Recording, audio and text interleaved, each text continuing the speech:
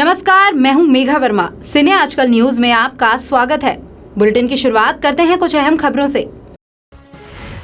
कौशल मिश्र के मुताबिक आरा भोजपुर के रमना मैदान में वैश्य अधिकार रैली का आयोजन किया गया, जिसमें वैश्य समाज की एकता, राजनीतिक भागीदारी और संगठन की मजबूती की आवाज उठाई गई।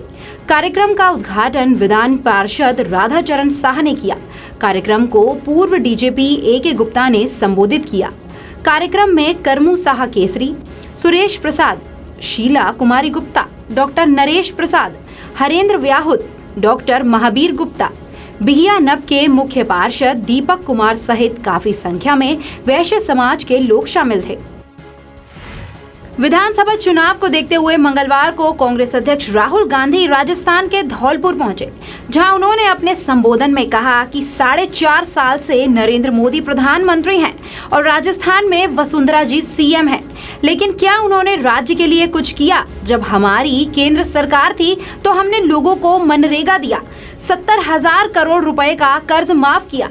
लेकिन नरेंद्र मोदी ने अपनी सरकार में हिंदुस्तान के 15-20 अमीरों का 3.5 लाख करोड़ रुपए का कर्ज माफ किया।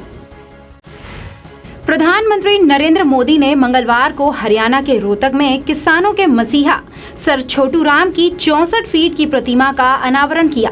पीएम मोदी उस म्यूजियम में भी गए जहां पर सर छोटू राम से जुड़ी चीजों को रखा गया था।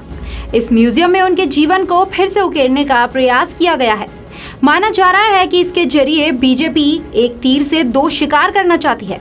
पहला, छोटू राम के बहाने किसानों को लुभाना और दूसरा, पीएम मोदी को रोहतक बुलाकर भूपेंद्र सिंह हुड्डा के दुर्ग में सेंध लगाना।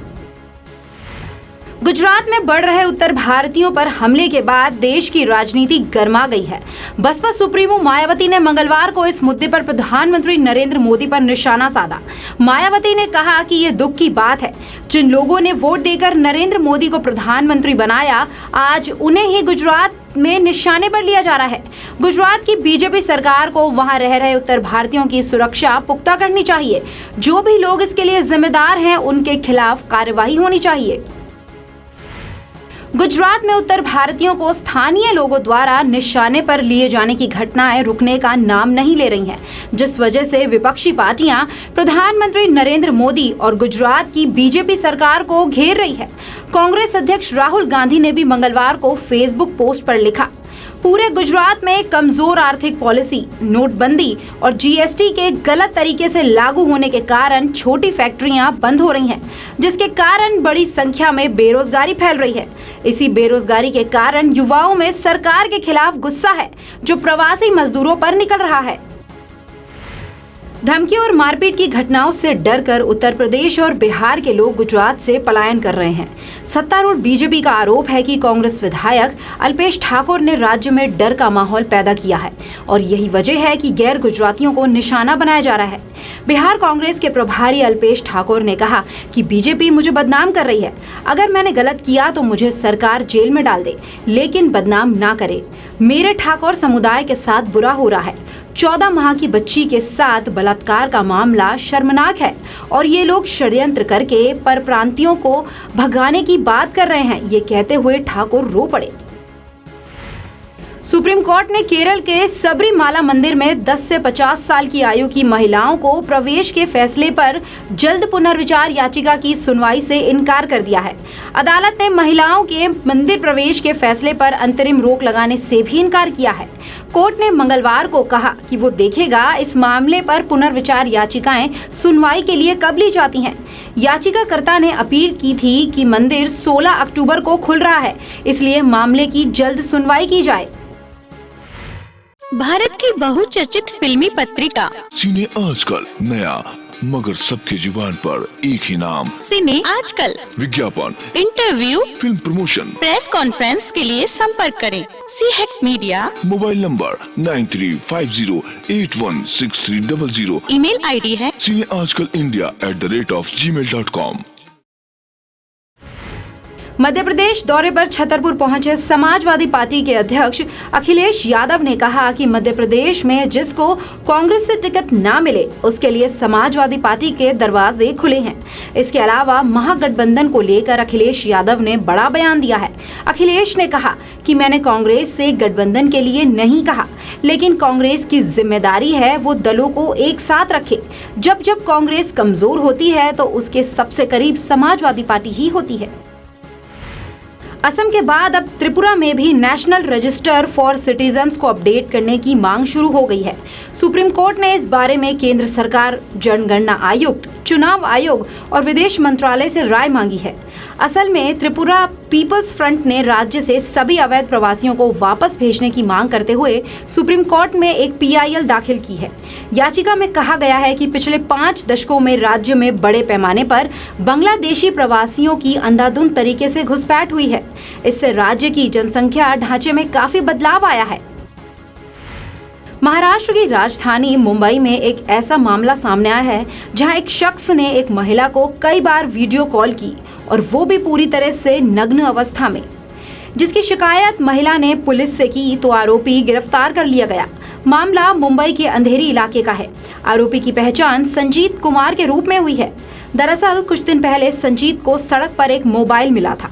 संजीत ने उसका नंबर पता किया और फिर बिना कुछ समझे उसी नंबर को अपना व्हाट्सएप नंबर बना लिया।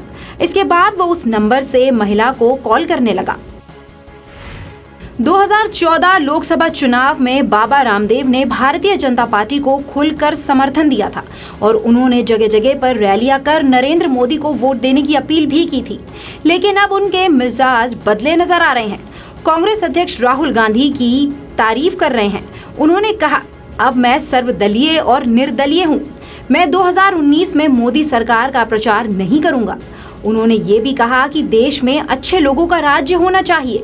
मैं और कुछ नहीं कहूंगा। साथ ही उन्होंने कहा कि 2014 में एक राजनीतिक संकट था, वो आज नहीं है। पेट्रोल और डीजल की कीमतों में एक बार फिर से तेजी देखने को मिल रही है। मंगलवार को दिल्ली और मुंबई समेत देश के अन्य शहरों में पेट्रोल और डीजल की कीमतें उछाल पर रहीं।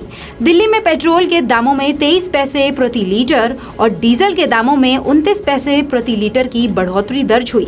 पेट्रोल 82.26 रुपए प्रति लीटर और डीजल 74.11 रुपए प्रति लीटर बिक रहा है।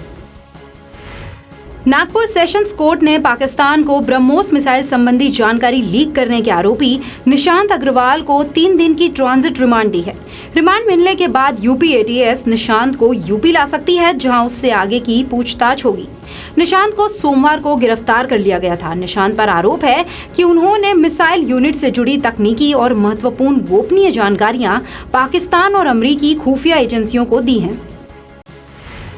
इस साल शरद नवरात्रि का शुभारंभ चित्रा नक्षत्र में मां जगदम्बे के नाव पर आगमन से शुरू हो रहा है। इस बार प्रतिपदा और द्वितीया तिथि एक साथ होने से मां शैलपुत्री और मां ब्रह्मचारिणी की पूजा एक दिन ही होगी। ज्योतिषीय गणना के अनुसार 10 अक्टूबर को प्रतिपदा और द्वितीया माना जा रहा है। इस बार नवरात्रि घट स्थापना के लिए कम समय है।